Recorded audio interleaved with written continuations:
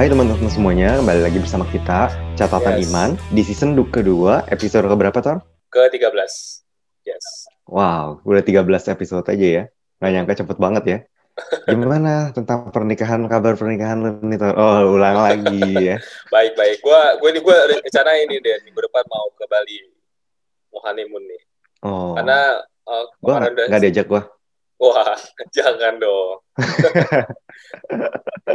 Karena kan kemarin sempat married, cuma belum sempat honeymoon. Jadi ini mau honeymoonnya, gitu rencananya. Berapa lama tuh, Tor? 4 hari, 5 hari 4 malam lah. Gitu. Oh, pas liburan ya. Pas kan libur ya. Pas akhir bulan kan, ada liburan. Gitu. Oh, itu berarti mesti dites swab dong ya? Di airportnya ya? Kemarin sih udah rapid sih. Udah rapid ya. Oh, itu mah bukannya kalau ya.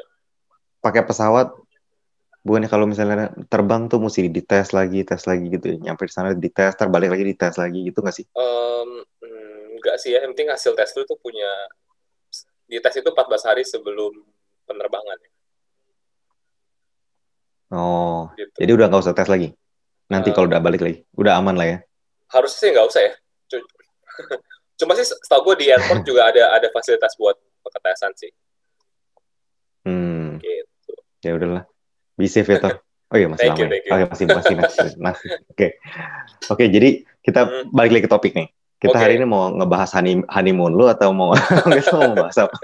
Wow, honeymoon versi kekristenan ya, itu iya. Kemana? Gimana honeymoon yang alkitabiah gitu, yang holy gitu, Tor, yang suci gitu. Gila ya. Honeymoonnya ribet ya. Honeymoonnya ribet. Jadi ada standar-standar khusus yang harus kan kata lu kan ibarat jalan tol ya, ada pembatasnya. Jadi apa yang nggak boleh dilewati supaya honeymoon ini tetap berjalan lancar gitu. Wow. Enggak, bukan itu. Ini yang mau dengerin jadi batal langsung ganti ini podcast. Bete langsung. Enggak. Jadi hari ini gue mau bahas sesuatu yang mungkin agak sedikit berbeda kali ini ya. Mungkin kalau di beberapa episode sebelumnya kita udah ngebahas mengenai kayak banyak kepercayaan lainnya ya. Mulai dari yang ateis dan juga kepercayaan lainnya kayak New Age dan segala macam. Nah, gue kepikiran tuh hari ini mungkin mau sedikit bahas sesuatu yang beda sih, sesuatu yang juga tapi menurut gue relevan dengan kehidupan kita sekarang, yaitu adalah kemajuan teknologi nih, Den. Gitu, teknologi. Karena kan kita bisa dibilang hidup di zaman teknologi ya, maksudnya lu pasti ngerasa ya dari kita kecil dulu SD sampai sekarang tuh perkembangan teknologi tuh gila banget ya. Gue inget banget tuh dulu kamera tuh yang kayak gede-gede terus mesti pakai pakai roll gitu loh. Mesti dicuci. Sekarang udah canggih banget di dalam handphone dan segala macam. Jadi kayak udah makin kecil ya. Bisa ke air. Iya benar. Bisa masuk ke air segala macam. Canggih banget ya. Dan itu semuanya yang nggak cuma sekadar handphone tapi juga kayak kemajuan dalam hal transportasi dan komunikasi dan segala macam lah. Jadi menurut gue kemajuan teknologi ini adalah sesuatu yang cukup mengubah bagaimana kita hidup ya. Ekstrim ya. Benar-benar. Nah, tapi yang jadi pertanyaan adalah kayak apakah kemajuan teknologi ini membawa kita lebih dekat sama Tuhan apa sebenarnya malah sebaliknya gitu. Malah jangan-jangan kemajuan teknologi ini membawa kemunduran gitu. bagi manusia untuk dekat sama Tuhan. Nah, jadi itu topik besarnya nih, Den. Gitu. Oke. Nah, kalau gitu kita mulai dari mana nih? Sip. Mungkin ya, awal dulu deh. Kita ngebahas general dulu ya. Mungkin dari lu sendiri nih, pandangan lu mengenai teknologi itu seperti apa, Den? Ya teknologi sih kalau menurut gue ya teknologi ya tools, alat sama kayak uang kali ya. Soalnya kan zaman dulu kan sebenarnya itu juga kemajuan teknologi loh. Maksudnya kayak zaman dulu pakai barter gitu ya. Lu bayangin gue punya sayur tukar sama lu punya kambing, kebo gitu ya. Itu kan repot ya. Bawa kemudian pakai standar emas, pakai koin lempengan udah makin kecil, kemudian pakai uang, akhirnya kertas dicipta makin ringan. Jadi makin itu juga sebenarnya mungkin improvisasi kali ya. Mungkin ya sebenarnya mirip-mirip sama teknologi, bedanya mungkin kalau teknologi mungkin lebih ke komputerisasi ya, cuman kalau itu kan lebih ke arah tujuannya lebih ke meminimalisir atau mempermudah, dan sama juga sih basically tujuan utama daripada tools itu kan selalu mempermudah kehidupan manusia ya. Jadi kayak komputer, handphone segala macam juga itu mempermudah sih. Kalau menurut gue itu sih tools aja sih sebenarnya, tools kalau gue bilang. Iya. Kalau menurut gue sendiri sih gimana? teknologi itu menurut gue sesuatu yang menarik sih, sesuatu yang gue setuju sih yang lu bilang bahwa sebagai tools. Dan tapi menurut gue gini, gue ada menurut gue satu buah konsep ya, bahwa ini yang menurut gue berbahayanya adalah gini, karena menurut gue segala sesuatu yang diciptakan itu, terutama oleh manusia, sebenarnya memiliki potensi untuk menjadi berhala, ya gak sih? Sebenarnya jadi idol. Dan apalagi kalau kita ngomong teknologi, sebenarnya teknologi itu kan pada dasarnya yang udah tadi mempermudah kan. Nah selain mempermudah, menurut gue kayak enables us atau enables kita manusia tuh untuk melakukan lebih, ya gak sih? Untuk kayak tadinya manusia kekuatannya misalkan 50, dengan teknologi bisa jadi 80, 90 gitu. Gue ambil contoh kayak misalkan zaman sekarang tuh kita bisa memprediksi gitu, misalkan ada tsunami mau datang, kita bisa memprediksi curah hujan, cuaca. Jadi kayak sesuatu yang kayak dulunya itu kita serahkan sepenuhnya kepada Tuhan, sekarang kita udah bisa mulai memprediksi loh gitu. Jadi kayak ada hal-hal yang tadinya kita nggak bisa lakukan, kita mulai bisa melakukan. Dan akhirnya beberapa orang tendensinya ini seperti kayaknya kita sudah mulai nggak membutuhkan Tuhan lagi, karena kita sudah bisa melakukan apa yang tanda kutip ya tadinya Tuhan bisa lakukan gitu. Jadi itu menurut gue salah satu mungkin dari tadi mungkin sebelumnya kan positifnya kan. Nah ini menurut gue sisi di mana teknologi bisa jadi sesuatu yang negatif ya. Iya, karena sama manusia tuh jadi lebih powerful, dan akhirnya tanpa kita sadari ya, menurut gue kayak teknologi ini bisa menjadi berhala masa kini ya. Kalau masa dulu kan mungkin ya cuma patung-patung ya. Sekarang ya bisa jadi teknologi nih, baik mobil, handphone. Makanya kan kita lihat kayak ada orang yang ya mungkin ini minoritas sih, tapi ada orang-orang yang kayak bisa jual ginjal demi iPhone terbaru atau bisa kayak bunuh orang tuanya kadang nggak dibeliin handphone. Jadi kayak sebegitu luar biasanya loh pengaruh daripada teknologi ini sih. Jadi menurut gue itu yang kayak background kenapa sih gue mau ngebahas mengenai hal ini gitu. Nah, kalau kita ini Den, pertanyaan berikutnya nih Den, kalau kita gabungkan gitu teknologi dan juga kekristenan ini nih. Nah, dari lu sendiri selama lu belajar Alkitab ada gak sih kira-kira mungkin nggak dijelaskan secara gamblang ya, tapi kayak ayat-ayat yang bisa menjadi dasar bahwa mengenai teknologi ini gitu. Kalau ayat-ayat yang menjadi dasar mungkin ada di Daniel ya, kayak kita udah pernah, karena Daniel kan book of prophecy ya sebenarnya, itu nubuatan ya.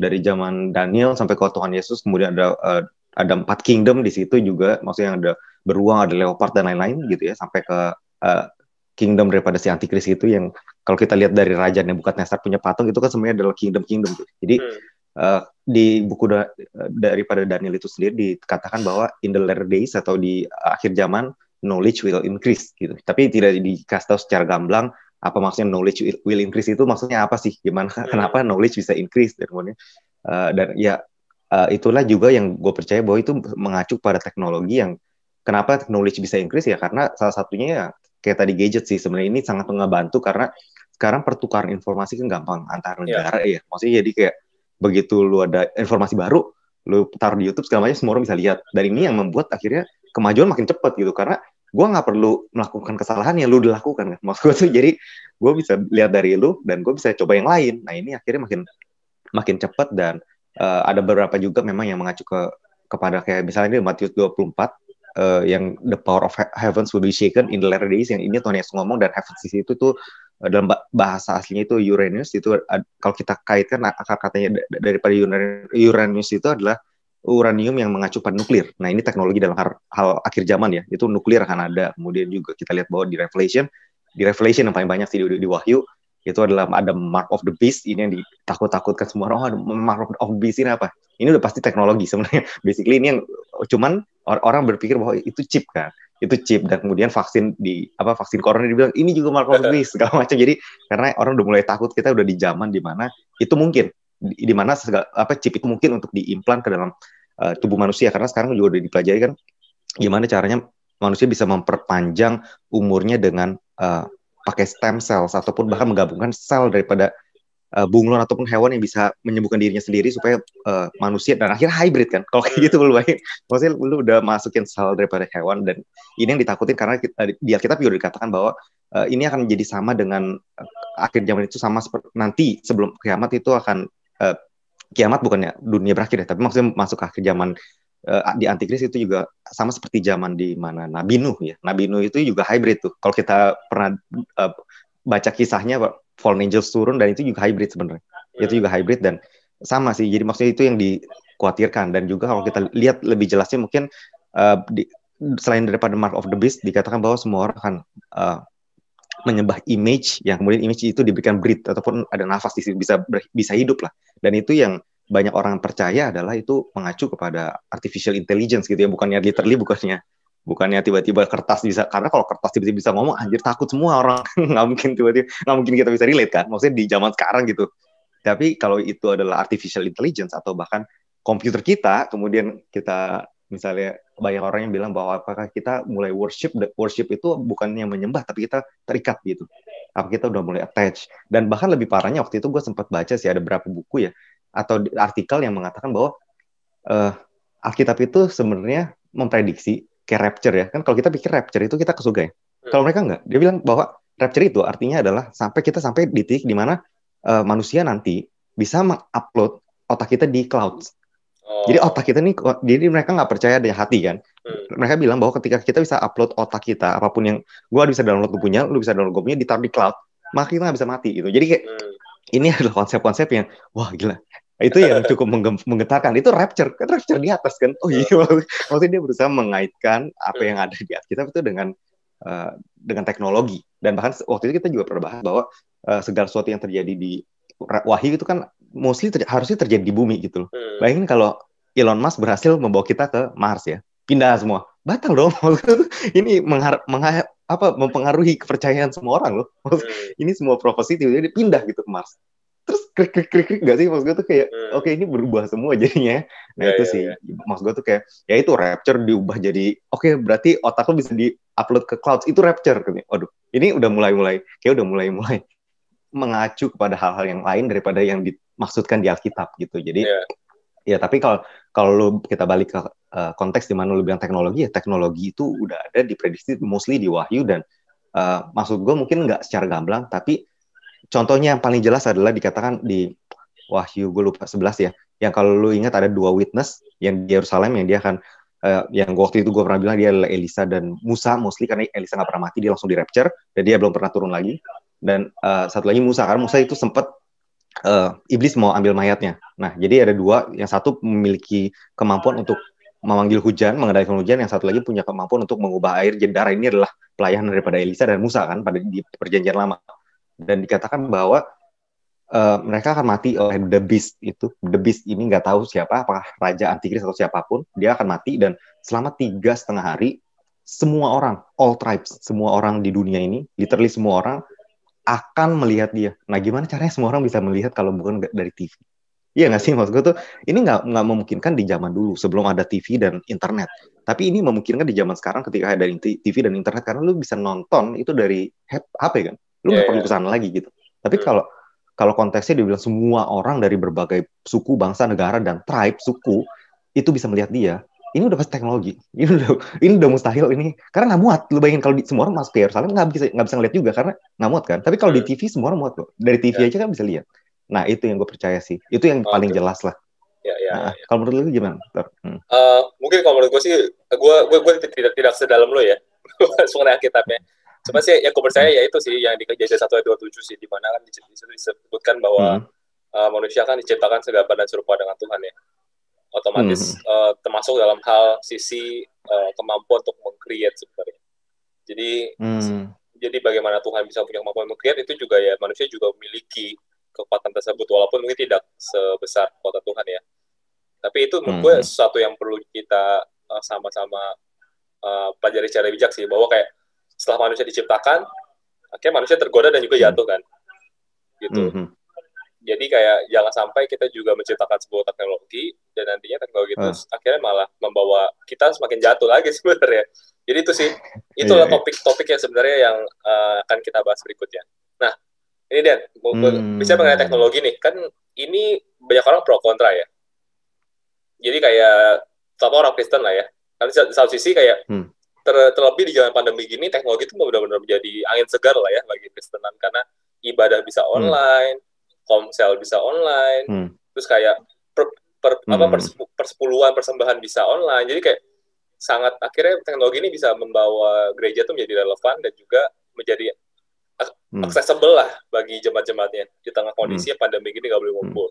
Tapi di sisi lain sudah sejak lama juga teknologi ini justru membuat manusia kadang-kadang jauh dari Tuhan. Kayak misalkan dengan akses yang mudah dengan pornografi, juga dengan misalkan banyak kayak penipuan online, pinjaman online yang kadang-kadang juga bikin orang keterikatan segala macam. Jadi kayak ini pro kontra banget gitu. Jadi akhirnya ada orang-orang Kristen yang akhirnya dia menolak teknologi karena merasa teknologi itu sesuatu yang jahat. Tapi ada orang-orang yang sangat-sangat mensupport teknologi karena itu adalah sesuatu yang baik gitu. Nah, jadi kalau menurut sendiri nih, teknologi itu sebenarnya pada dasarnya tuh baik atau negatif atau positif, ataukah teknologi itu sebenarnya tidak memiliki moral stand gitu sebenarnya? Ya sebenarnya kalau kita ngomong secara objektif ya kalau menurut gue ya dia nggak punya moral apapun ya karena dia kan benda mati sebenarnya sama kayak uang ya. Tapi memang kalau kita lihat dari Alkitabiah ya, kalau kita ngomong dari Alkitabiah maksudnya kayak uang ataupun teknologi atau apapun yang diciptakan manusia itu creation itu udah jatuh sejak Adam jatuh. Jadi which is di sana ada unrighteousness kayak kata lu bilang setiap creation daripada manusia itu memiliki potensi untuk menjadi idol gitu. Bahkan makanya kalau kita lihat di Alkitab Tuhan bilang uang itu unrighteous mammon gitu, mamon. Padahal uang, maksud gue tuh apa salahnya dengan uang? Uang cuma kertas. Orang bilang uang cuma kertas bener. Tapi karena dia ciptaan manusia dan manusia udah jatuh, itu membuat dia unrighteous karena yang menciptakan juga unrighteous. Kalau kita diciptakan oleh Tuhan, makanya kalau kita orang percaya kita dibenarkan oleh Tuhan juga. Yang ini yang jadi masalah. Jadi kan memang setiap ciptaan yang diciptakan manusia kan udah jatuh, udah berdosa dan setiap ciptaannya juga literally basically secara spiritual ya, ngomong secara spiritual memang secara objektif dia bilang nggak ada lah apa hubungannya ya kalau kita secara objektif kan dia nggak punya moral karena memang dia kan juga benda mati, nggak ada moral apapun. Tapi kalau kita ngomong dari segi spiritual dari manusia yang udah jatuh udah berdosa ya itu juga state-nya itu state apa ya default state-nya itu udah negatif sih, sama kayak uang ya, begitu pula uang dan teknologi itu udah negatif state-nya karena memang diciptakannya juga oleh manusia yang udah jatuh sebenarnya. Tapi ya kayak gue bilang lagi sih, maksud gue tuh itu juga tools, itu juga cuma tools dan gue percaya tools ini mengekspos sih, bukannya untuk membuat lu menjadi jahat ataupun jadi baik, tapi mengekspos siapa lu sebenarnya gitu. Jadi kayak contohnya uang ya, kalau contohnya uang kalau uang di tangan orang baik akan mengekspos kebaikannya, kalau misalnya uang di tangan orang jahat akan mengekspos lebih jelas kejahatannya gitu. Dibanding dengan nggak adanya uang mungkin ya nggak gitu kelihatan. Begitu pula dengan teknologi akan mengekspos orang yang suka kritik, dia akan lebih menjadi kritikus baik di YouTube segala macam ya, suka ngatain orang. Tadinya kan nggak bisa, jadi kesannya kayak orang baik nih karena nggak ada teknologinya, nggak ketahuan. Tapi kalau misalnya ada teknologi, banyak orang-orang yang hatinya jahat kemudian dia nggak berani ngomong langsung ya, lewat blog, lewat komen di YouTube, komen di Instagram, dia mengekspos diri dia sebenarnya, tapi nggak literally langsung mengubah orang itu dari baik ke jahat sih. Itu yang gue percaya. Tapi memang salah satu negatif state yang tadi gue bilang itu adalah kecenderungan untuk kita terikat dengan barang ciptaan manusia itu sih, kayak komputer, uang. Ini kan manusia akan terlalu terikat. Komputer, uang, pornografi, handphone, segala macam itu, inilah default state-nya sebenarnya. Unrighteous-nya ada di sana. Kemungkinan kita untuk menjadikan hal tersebut idol. Nah, kalau menurut lu sendiri gimana, Ter? Kalau menurut gue sih, ngomong mengenai moral sih gue setuju sama lu sih. Sebenarnya gue juga percaya bahwa teknologi itu sebenarnya tidak memiliki moral tertentu ya, negatif atau positif. Karena itu semua ditentukan oleh usernya sebenarnya, yang dibilang tadi, penggunanya. Betul. Tapi yang gue satu lagi, yang gue mau one step further adalah kayak, tapi menurut gue di dalam setiap teknologi itu ada value yang embedded. Ada value yang menempel, ada nilai yang menempel di dalam sebuah teknologi. Yang seringkali orang nggak sadar sebenarnya. Nah, mungkin contohnya apa sih? Contoh gini, kita ngomongin misalkan kemajuan dalam transportasi ya. Misalkan ada sepeda dan ada mobil gitu. Ini dua-dua adalah sama kemajuan teknologi. Tapi kalau lu coba compare, ada orang yang pergi ke kantor 6 bulan naik sepeda sama 6 bulan naik mobil. Beda gak? Beda, gitu kan. Beda. Yang satu pasti lebih fit gitu, karena ada value embedded di dalam sepeda yang untuk lu, untuk berolahraga, yang nggak ada di mobil. Gitu. Nah, jadi menurut gue kayak sebenarnya dalam setiap teknologi, walaupun sebenarnya itu nggak ada nilai moral ya, kan ditentukan oleh usernya, tapi sebenarnya setiap teknologi itu ada value embedded yang nempelnya di dalam dia. Nah ini yang menurut gue orang-orang tuh jarang bisa lihat dan jarang menyadari gitu. Contohnya kayak mungkin kalau di sosial media ya, gue tuh pernah pernah baca satu artikel CEO-nya Disney, gue lupa yang sekarang apa yang sebelumnya. Jadi dia pernah ngomong bahwa alasan kenapa dia nggak memiliki akun sosial media adalah karena menurut dia sosial media itu poisonous, dia bilang. Dan nah ini gue sih nggak sepenuhnya setuju dengan apa yang dia katakan. Cuman ada satu pemikiran menarik yang dia bilang adalah kayak gini. Karena saat lu ke sosial media, algoritma di sosial media itu kan akhirnya memberikan pada lu apa yang lu suka, bener ya? Jadi kalau lu sukanya travel, otomatis kan di search lu atau di feed lu kan semuanya travel semua. Gitu kan. Nah, which is itu at some point bagus kalau lu adalah orang yang memang mencari itu untuk ide-ide kerjaan ya, ide-ide kreatif. Kayak lu misalkan lu kan suka desain interior. Itu bagus banget.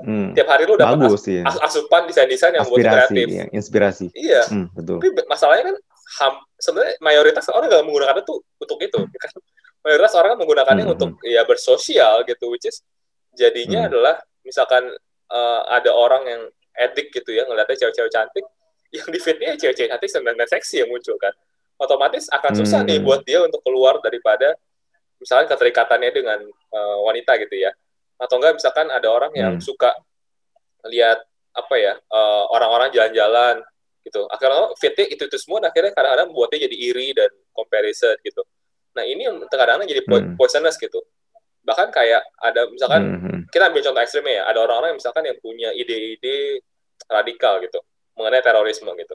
Mungkin saat dia nonton YouTube, yang recommended di YouTube-nya adalah hal-hal kayak gitu. Dan akhirnya dia merasa bahwa ide gue tuh normal loh. Ternyata di sekeliling gue banyak loh yang punya ide kayak gue. Padahal nggak seperti itu kan. Padahal sebenarnya nggak banyak dan nggak normal. Cuman karena algoritma sosial media merekomen hal-hal tersebut, seakan-akan sekeliling kita banyak banget yang kayak gitu. Jadi kayak komunitas jadinya. Iya, kayak seakan-akan normal kok, banyak banget orang-orang normal, biasa ya. Nggak seperti itu. Nah, menurut gue itu sisi-sisi di mana ada value embedded di dalam sosial media. Bahwa sosial media itu akan membuat lu untuk mengakses dia lebih lagi kan. Gimana caranya biar dia bisa mempertahankan lu untuk lama, accessing itu adalah stay di sana. Memberi lu apa yang lu suka gitu. Otomatis apa yang lu search akan makin dikasih. Nah, itu value embedded di dalam sosial media. Nah, itu yang banyak orang nggak sadar dan akhirnya mereka akhirnya menikmati aja sampai di titik tertentu itu merubah kehidupannya dia gitu. Orangnya jadi orang yang judgmental, jadi orang yang berpikiran sempit gitu. Nah, itu akhirnya yang berbahaya sih. Jadi menurut gue itu yang mau gue highlight juga. Dan ada kayak gue pernah baca satu buah quote yang menarik sih. Dia bilang kayak we shape our tools and then that tools will shape us gitu. Iya, jadi kayak ini benar banget gitu. Maksudnya gue kayak kita buat handphone, kita buat teknologi dan akhirnya kita nggak sadar bahwa handphone itu akhirnya membentuk kita. Gitu. Dan ini sih menurut gue yang perlu kita sama-sama sebagai orang Kristen ya, yang sama-sama dewasa menyadari sih setiap teknologi yang kita pakai itu sekeliling kita sebenarnya memiliki value embedded yang apa gitu. Jangan sampai akhirnya kita nggak sadar dan kita malah dibentuk. Padahal kita nggak mau jadi orang kayak gitu. Gitu sih. Nah, benar-benar. Wow. Pertanyaan berikutnya, Den. Menurut lu nih, apa sih keuntungan dan kerugian dari teknologi? Gitu. Tadi kita udah ngebahas mengenai banyak lah ya, dasar-dasarnya dan segala macam. Tapi kalau buat lu sendiri, apa sih keuntungannya dan kerugiannya gitu dari kemajuan teknologi ini? Keuntungannya mempercepat segala sesuatu ya, mempermudah segala sesuatu, of course jauh. Dan mungkin kayak salah satunya kan kita diperintahkan untuk menyebarkan Injil ke seluruh all the world ya, ke seluruh dunia, dan itu hanya salah satu the best way ya melalui teknologi sih. Lu bayangin nih kalau misal kita keliling satu-satu kayak pas zaman Tuhan Yesus ya, baru keliling, terus ada istilahnya berapa lama sih kita hidup untuk bisa keliling berjalan gitu ya, door to door lagi istilahnya.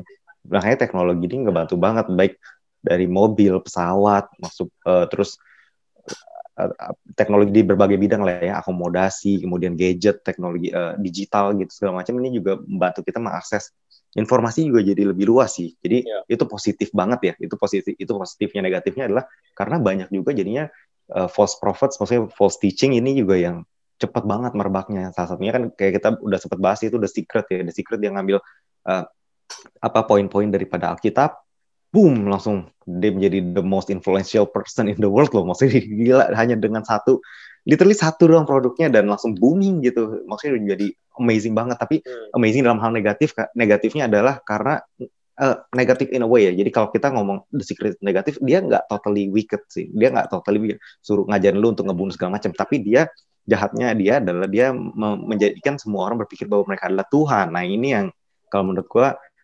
unrighteous lah. Maksudnya ada bedanya, ada jahat ya, wicked gitu yang mau ngejahatin orang, ada yang unrighteous. Nah ini tuh lebih sifatnya kan universal love gitu yang kayak kata lu bilang pantheism, universe segala macam. Dan ini yang kalau gue bilang jadinya malah membuat terutama banyak orang Kristen ya jadi bingung. Dan apakah ini Kristen atau bukan? Dan bahkan gue pernah bilang bahwa ada juga beberapa preacher yang memang memasukkan ajaran ini karena berpikir bahwa ini adalah kekristenan. Nah, itu adalah negatif daripada teknologi sih. Maksud gue kadang kita terlalu banyak melihat segala sesuatu, menerima segala sesuatu, akhirnya kita mulai nyamar ya, mulai nyaru gitu. Nyaru akhirnya kita yang mana ya?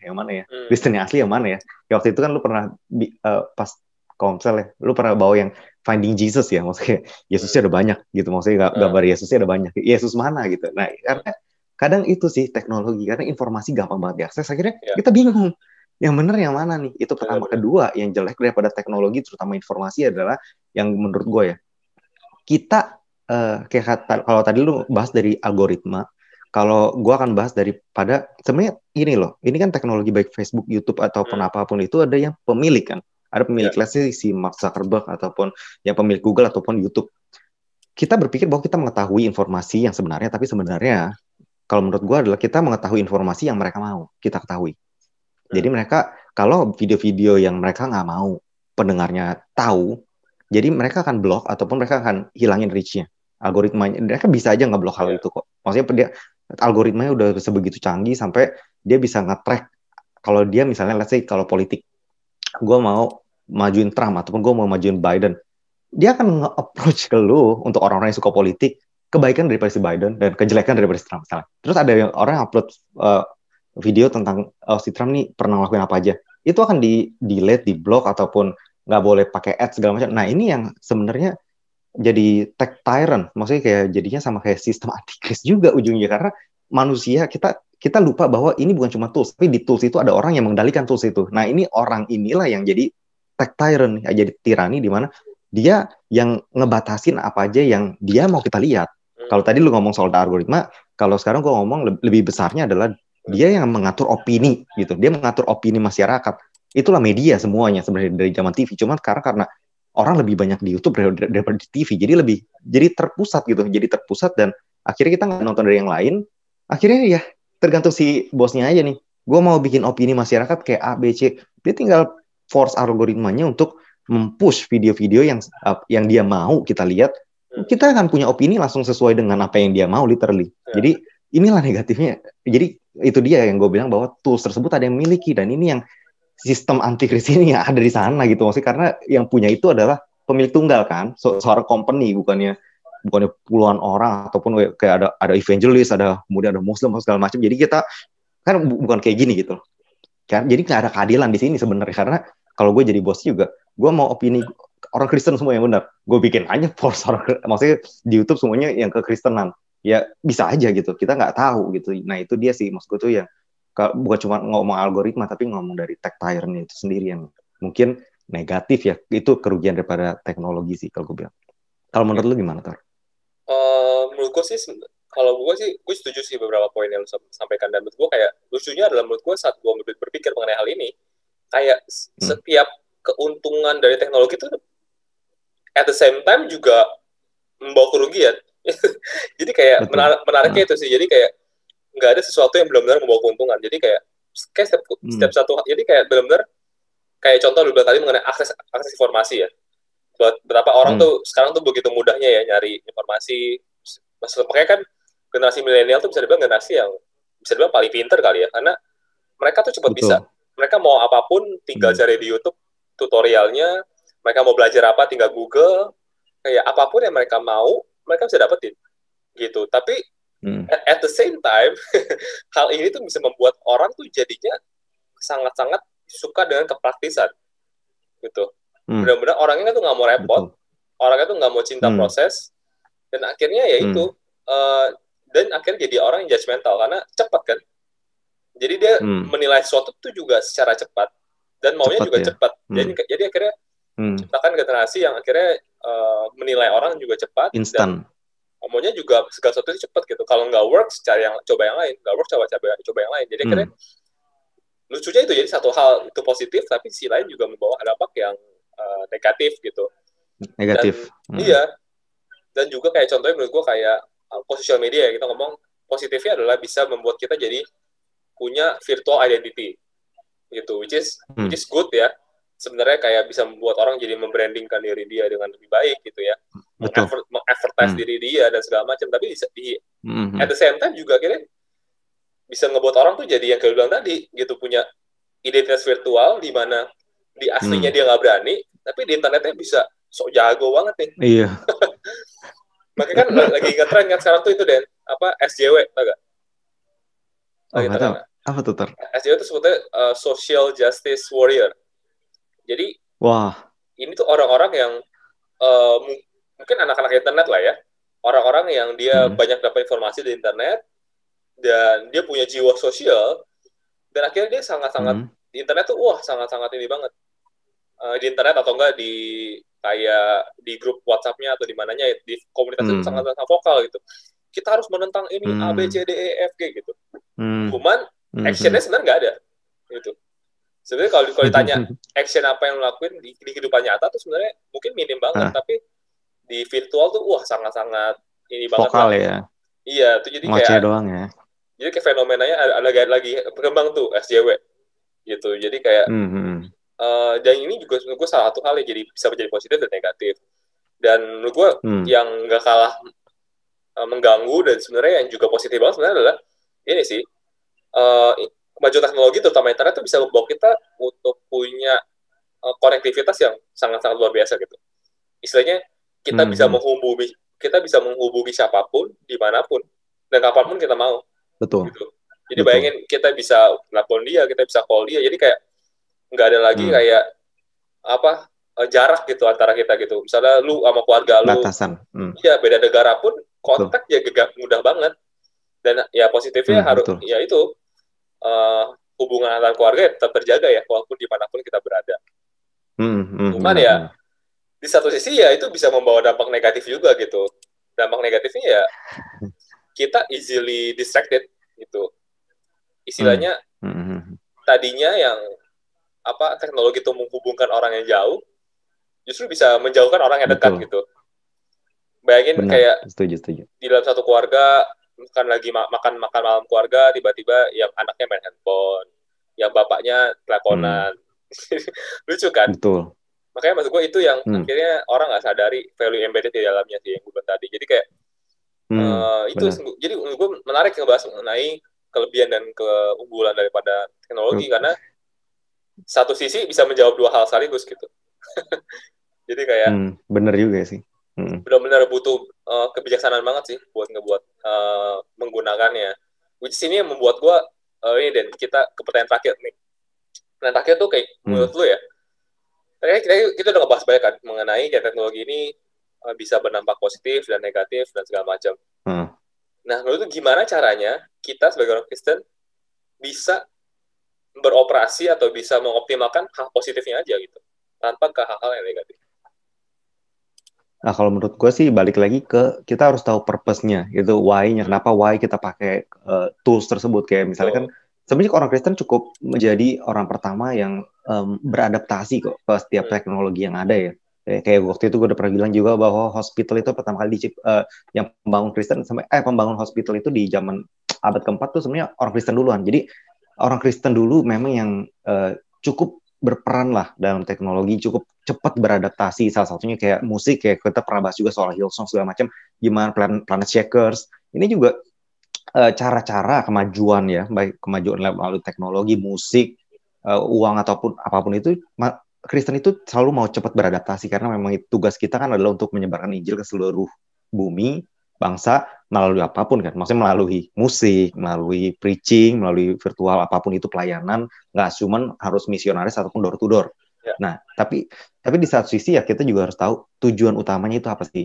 Tujuan utama kita pakai tools ini apa? Contohnya kayak kan kita udah bilang bahwa teknologi ataupun HP, komputer itu digunakan sebenarnya untuk memudahkan manusia bekerja, untuk mempercepat manusia bekerja. Tapi lucunya adalah dia bukannya memudahkan, malah apa ya? Memudahkan benar, tapi tidak mempercepat. Maksudnya mungkin mempercepat in one sense, tapi malah manusia bisa bekerja 24/7 kayak tadi lu bilang kan. Jadi kok kalau mempercepat harusnya lu bekerja makin dikit. Kenapa makin lama bekerja? Berarti ada yang salah gitu, ada yang salah di sini karena ini udah mulai berubah kan, tujuannya udah mulai berubah. Jadi gue percaya bahwa kita harus balik lagi ke why, kenapa kita pakai. Oke, kalau tujuannya untuk mempermudah, ya make sure kita harus punya guideline untuk ini mempermudah pekerjaan kekristenan. Contohnya, oke, kalau kita mempermudah, ya udah kita pakai untuk online. Tapi kita nggak harus bekerja di saat hari Sabat ya. Hari Sabat ini yang mulai hilang nih. Hari Sabat ini yang mulai tidak ada lagi untuk umat manusia karena kita bekerja udah bukan cuma lembur-lembur, bukan cuma sampai lembur di rumah ya, tapi kita udah bekerja sampai hari Minggu seringkali, dan kita mulai mulai tolerir hal-hal ini kayak udahlah gue cuma kerja santai ini kok, kerja santai ini tinggal nunggu waktu kapan Senin sampai Minggu juga sebenarnya manusia sebenarnya udah bekerja gitu. Dan itu yang memang ditanamkan ataupun memang ingin diusahakan oleh, kan kita kan ada dua force di dunia ini ya, baik adalah force kingdom of God dan kingdom of hell gitu ya. Maksudnya ada iblis juga di situ, dan si iblis ini mau memaksa kita untuk memakai segala teknologi yang ada untuk for his benefit lah, untuk membuat kita stres segala macam, karena dia tahu kalau kita lelah, kalau kita stres segala macam akan mudah untuk dia mendistract kita, untuk dia menyerang kita gitu, dan keluarga kita juga. Bayangin kalau ya lu terlalu sibuk dengan teknologi lu, kayak tadi lu bilang nggak ada hubungan di keluarga kan, otomatis ada sesuatu yang hilang. Nah, dengan adanya teknologi, dan karena hal inilah yang mudah untuk si iblis menyerang, dalam arti memasukkan pikiran bahwa oh ya istri lu udah gak sayang lagi sama lu, atau lu udah gak sayang lagi sama istri lu, atau anak dia masukkan pikiran ke anak lu untuk dia bilang bahwa orang tuanya udah gak sayang lagi sama dia. Karena ada gap hal tersebut. Itu yang gue percaya bahwa sebenarnya hal-hal inilah yang harus kita khawatirkan. Dan makanya kalau misalnya kita mau nggak terbawa dalam hal sosial media, ya kita harus balik lagi ke guideline, dan kita harus stick with it sih. Maksudnya kalau misalnya guideline kayak kita udah percaya bahwa sosial media gue pengen pakai untuk penginjilan gitu. Contohnya ya kita pakai YouTube untuk penginjilan ataupun sosial media, Instagram segala macam, ya kita jangan, seringkali tuh kita suka ke distract gitu. Kayak awal gue mau buka Instagram, gue mau chat siapa, ujung-ujungnya karena algoritmanya, ngerti? Gue lupa chat itu orang. Malah gue jadi, ngerti gak sih? Gue scroll terus kayak, gue tadi ngapain ya? Lu pernah gak sih kayak gitu? Iya, pernah. Gue awalnya gue mau ngapain tadi ya? Nah itu, maksud gue tuh distraction-nya luar biasa banget gitu. Apalagi sekarang clickbait tuh parah banget sih. Maksudnya clickbait-nya gak tau malu banget sekarang. Maksudnya kalau zaman dulu tuh masih malu-malu, sekarang clickbait-nya udah gak tau malu gitu. Jadi udah gitu artikelnya gak sesuai dengan apa yang di clickbaitin gitu. Jadi kayak, tapi kan kita kan manusia ya. Gue gak tahu kenapa ini kayak psikologi ya. Kayak asal lihat clickbait, gue udah tahu ini clickbait, tapi pengen buka. Dan kalau udah buka gue lupa gue mau ngapain. Iya, itu dia sih. Maksud gue tuh ini yang negatif. Makanya kita harus ngingetin lagi gitu, tujuan kita apa, dan kita harus punya guideline yang kayak lu sering ngomong, kalau ibaratnya kayak jalan tol aja, kita harus ada pembatas. Kalau jalan tol nggak ada pembatas, kemudian dua arah, kita nabrak. Nah itu dia, mungkin kalau kita nggak ada guideline, nggak ada pembatas, tujuan kita apa, ya kita akhirnya ke kanan ke kiri, dan kita akhirnya nggak kemana-mana, bukan mempercepat dan mempermudah, malah menghancurkan kehidupan kita. Mungkin itu sih kali yang bisa yang bisa gue katakan. Kalau menurut lu gimana, Tor? Bener banget sih, gue setuju banget. Dari sebenarnya tadi kalau gue berangkum ada 2 poin yang lu bilang ya, kayak why-nya, tujuannya apa, dan kayak kedua tadi lu sempat mention mengenai kayak lu sebenarnya punya teknologi itu buat apa gitu kan? Apakah itu sebenarnya memberikan solusi, apa jangan-jangan menambah problem ke dalam kehidupan lu gitu? Masalah. Iya benar. Dan kayak ketiga, mungkin gue pertanyaan yang bisa kita tanya ke diri kita sendiri adalah kayak lu jadi orang yang seperti apa setelah lu memiliki teknologi ini gitu. Karena menarik sih, karena kayak tadi yang kita selalu ngomong kan, the tools shape us gitu. Tapi seringkali kita tuh nggak sadar gitu. Jadi kayak contohnya ya, kayak gue tuh baru kemarin ikut seminar mengenai pernikahan. Jadi kayak seminggu atau 2 minggu sebelum seminar ini dikasih link buat kita Q&A. Buat kita kasih pertanyaan, lalu kita boleh vote nih pertanyaan-pertanyaan apa yang menurut kita baik buat dibahas. Nah, ada salah satu pertanyaannya tuh gitu, kayak bagaimana saya bisa kayak memberitahu kepada suami saya kalau dia itu sudah terikat dalam hal ini banyak ya sebenarnya temanya banyak, cuman dirangkum jadi satu pertanyaan gitu. Jadi ada yang terikat pornografi, ada yang terikat main game, jadi ada yang terikat sama mobilnya. Jadi kayak banyak banget gitu. Dan kayak susahnya adalah para istri ini bilang bahwa suaminya tuh nggak sadar. Jadi kayak nggak sadar kalau bilangnya selalu mau me time, tapi pada apa ya?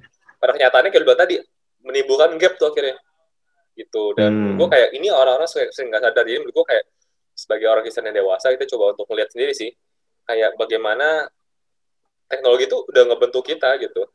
Jangan sampai akhirnya kita jadi berubah jadi orang yang kita nggak mau gitu yang sih yang menurut gue penting. Dan menurut gue poin terakhir sih yang tadi udah sampai mention juga sih mengenai disiplin sih. Sebenarnya kalau kita udah tahu gimana kita mendisiplinkan diri kita sih. Karena menurut gue sekarang tuh kalau lu pakai Android gitu ya, itu tuh udah ada satu features namanya tuh digital well-being. Jadi sebenarnya si teknologi ini sebenarnya udah concern kok mengenai hal kenegatifan kenegatifannya gitu. Jadi kayak mereka udah feature itu kayak ngebantu kayak misalkan kalau gue setnya ya, pokoknya setelah jam 11 itu otomatis layar gue akan gelap. Layar gue akan cuma jadi black and white gitu. Jadi itu dong ngingetin gue bahwa ini berarti ini udah waktu gue selesai. Waktu gue udah nggak boleh pakai handphone lagi gitu. Jadi dan itu juga dan itu lo bisa nyalain kayak misalnya itu mulai turn on lagi jam 7 atau jam 8. Jadi kayak sebenarnya ada fitur-fitur itu yang ngebantu kita juga. Jadi menurut gue dan disiplin itu penting sih. Gimana kayak lu bilang tadi kan jalan tol udah ada railway-nya, cuman kan itu semua tergantung kita juga kan. Kita mau ikutnya apa enggak gitu. Kalau kita mau tabrak-tabrakin juga boleh kan. Cuman kan itu jadinya nggak baik gitu. Jadi kayak disiplin itu penting sih. Dan menurut gue kayak coba untuk mengetahui diri kita sendiri juga. Kalau lu adalah tipe orang yang gampang distracted gitu ya. Jadi kalau lu gampang distracted, menurut gue ya lu jangan baca Alkitab di handphone. Benar, gitu. Setuju. Karena nggak akan efektif gitu. Setuju. Baru lu baca, tiba-tiba centing bunyi. Unnotif. Buka yang lain gitu ya. Jadi kayak gimana lu juga harus mengetahui diri lu sih. Kayak the way you works itu yang the best way-nya itu kayak gimana gitu. Kalau memang lu orang yang gampang terdistract ya jangan baca kitab di handphone, atau enggak kalau lu orang yang easily comparison ya jangan terlalu aktif social media lah gitu. Itu mencari mati namanya gitu. Jadi kayak gitu. Jadi menurut gue itu sih hal-hal yang mungkin bisa kita lakukan untuk kayak at least bisa meminimalisasi lah ya dampak negatif daripada teknologi. Karena menurut gue teknologi itu ada di sana dan akan ada di sana terus gitu.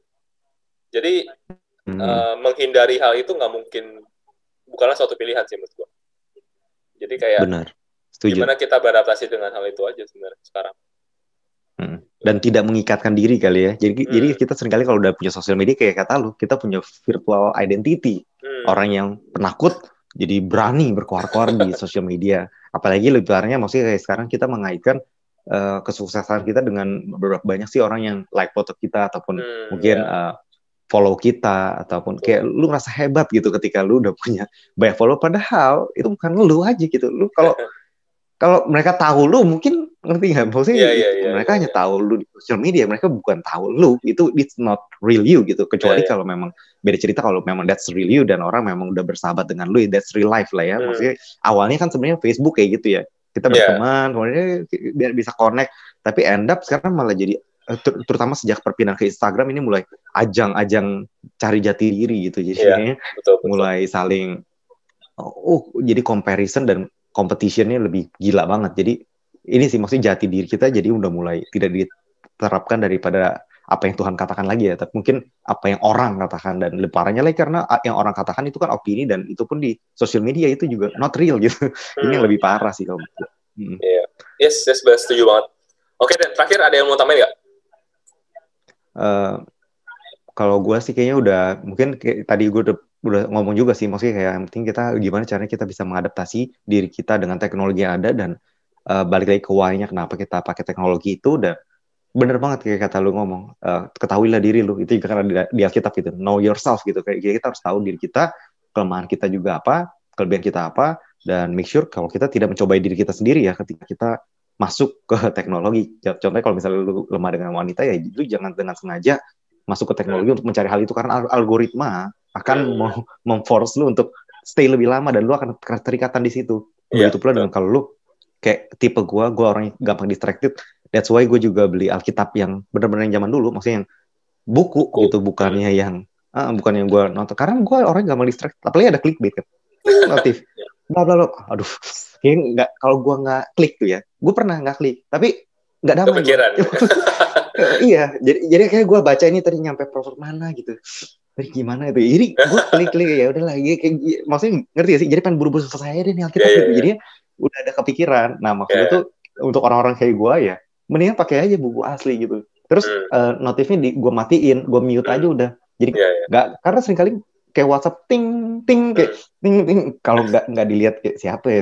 Nah maksud gue tuh ini juga ngeganggu banget kan. Benar. Nah maksud gue tuh ya kita harus tahu diri kita juga, dan balik lagi ke disiplin ya. Disiplin setelah kita tahu purpose-nya, disiplin lakuin. Maksudnya jangan cuma kita tahu kayak kata lo bilang, udah kita kasih pembatas, udah hitam putih, udah tetep aja pencet-pencet ya sama aja bohong ya. Maksudnya kalau misalnya kita udah hitam putih harus tahu, berarti udah saatnya kita mungkin tidur, istirahat, ataupun main bersama keluarga. Mungkin itu aja sih yang pengen gue tambahin. Kalau menurut lu sendiri tuh yang mau tambahin?